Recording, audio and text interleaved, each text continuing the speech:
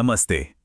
आज हम एक ऐसे जबरदस्त फ्रेमवर्क को समझने वाले हैं जिससे अपने लक्ष्यों को कई गुना तेजी से हासिल किया जा सकता है। तो चलिए बिना देर किए शुरू करते हैं।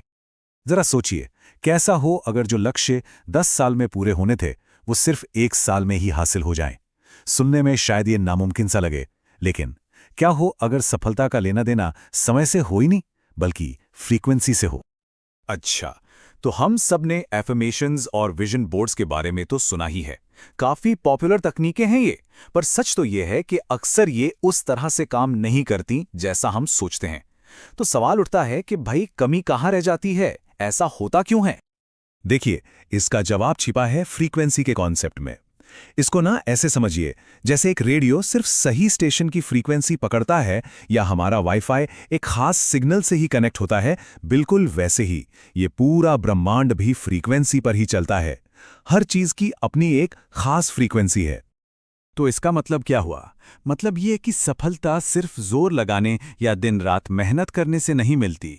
ये तो एक विज्ञान है, अपनी पर्सनल एनर्जी को अपने लक्ष्य की एनर्जी के साथ मैच करने का, मतलब दोनों को एक ही फ्रीक्वेंसी पे लाने का।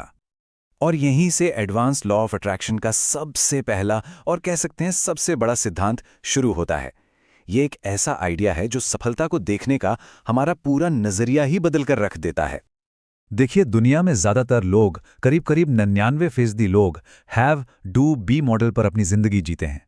मतलब पहले मेरे पास एक अच्छी नौकरी होगी, हैव, फिर मैं काम करूंगा, डू, तब जाके मैं सफल बनूंगा, बी। लेकिन ब्रह्मांड का नियम ठीक इसका उल्टा है, वो है बी डू हैव। यानी पहले सफल बनो, फिर वो काम करो और फिर वो चीज तुम्हारे पास खुद ब खुद आ जाएगी। और इसमें सबसे दिलचस्प बात पता है क्या है? जब कोई इंसान पहले से ही उस सफल व्यक्ति की तरह बन जाता है, उसकी तरह सोचना, महसूस करना शुरू कर देता है, तो उस लक्ष्य को पाने के लिए जो काम करने पड़ते हैं वो बहुत आसान लगने लगते हैं, जबरदस्ती नहीं लगती। तो ठीक है, बनने की अवस्था को अपनाना पहला स्टेप हो गया। लेकिन अब अगला सवाल यह है कि किसी लक्ष्य की फ्रीक्वेंसी के साथ खुद को अलाइन कैसे किया जाए? इसका तरीका क्या है? इसका जवाब हमें मिलता है FTBA फ्रेमवर्क में। FTBA यानी फीलिंग्स, थॉट्स, बिलीफ्स और एक्शंस। इसे ऐसे समझिए जैसे ये एक कार के 4 पहिए हैं। अगर मंजिल तक पहुंचना है तो चारों पहियों का एक ही दिशा में चलना जरूरी है ना? बस यही है अलाइनमेंट। इसका एक जबरदस्त रियल लाइफ एग्जाम्पल है सिंगर दिलजीत दोसांझ। उनके करीबी लोग बताते हैं कि स्टार बनने से बहुत बहुत पहले वो हर सुबह शीशे के सामने ऐसे एक्ट करते थे जैसे वो किसी बड़े कॉन्सर्ट में परफॉर्म कर रहे हों। मतलब वो स्टार बनने की कोशिश नहीं कर रहे थे, वो तो पहले से ही वो स्टार बन चुके थे अपनी दुनिया में। देखिए, सच तो ये है कि लॉ ऑफ अट्रैक्शन तो हर किसी के लिए हर पल काम कर ही रहा है।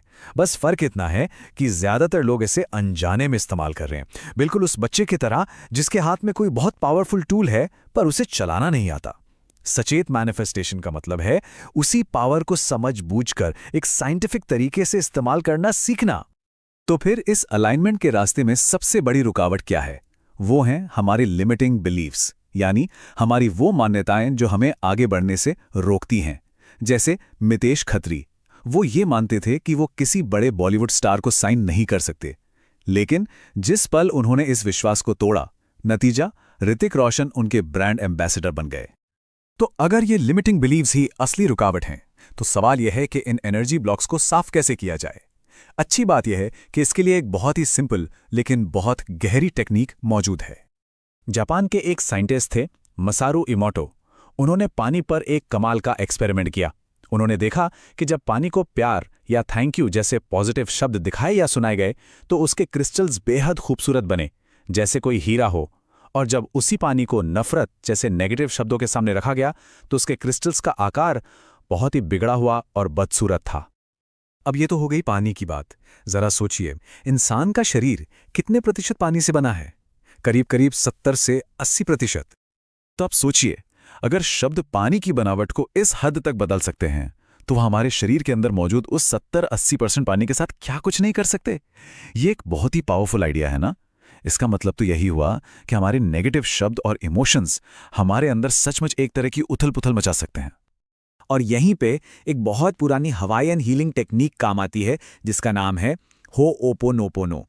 इसके ये जो 4 सिंपल से फ्रेज हैं, I am sorry, please forgive me, thank you, I love you, ये हमारे अंदर की नेगेटिव फ्रीक्वेंसी को साफ करने के लिए एक हाई फ्रीक्वेंसी टूल की तरह काम करते हैं। ये एक तरह का इमोशनल और एनर्जेटिक डिटॉक्स है। तो इन सारी बातों का निचोड़ क्या है? निचोड़ ये है कि हम में से कोई भी अपनी परिस्थितियों का शिकार नहीं है, बल्कि हर कोई अपनी हकीकत को खुद बना सकता है, एक सचेत निर्माता की तरह। तो एक सचेत निर्माता बनने का रास्ता क्या है? इसे 3 आसान स्टेप्स में समझ सकते हैं। पहला, अपनी सोच को बदलिए, बी डू हैव मॉडल पर शिफ्ट हो जाइए। दूसरा, अलाइनमेंट, अपनी फीलिंग्स, थॉट्स, बिलीव्स और एक्शंस को एक लाइन में लाइए। और तीसरा, क्लीनिंग, हो पोनो का इस्तेमाल करके अपने रास्ते की सारी रुकावटों को साफ कीजिए। ये सबसे जरूरी बात है जिसे याद रखना है। जिंदगी सिर्फ हालातों पर रिएक्ट करने का नाम नहीं है। हर कोई हर एक पल अपनी असलियत खुद बना रहा है, चाहे इस बात का एहसास हो या ना हो। तो आखिर में बस ये एक सवाल अपने आप से पूछने वाला है, हमारा हर विचार, हर एहसास एक सिग्नल की तरह इस ब्रह्मांड में जा रहा है और हमारी हकीकत बना रहा है। तो सवाल बस इतना सा है, हम कौन सा सिग्नल ब्रॉडकास्ट कर रहे हैं?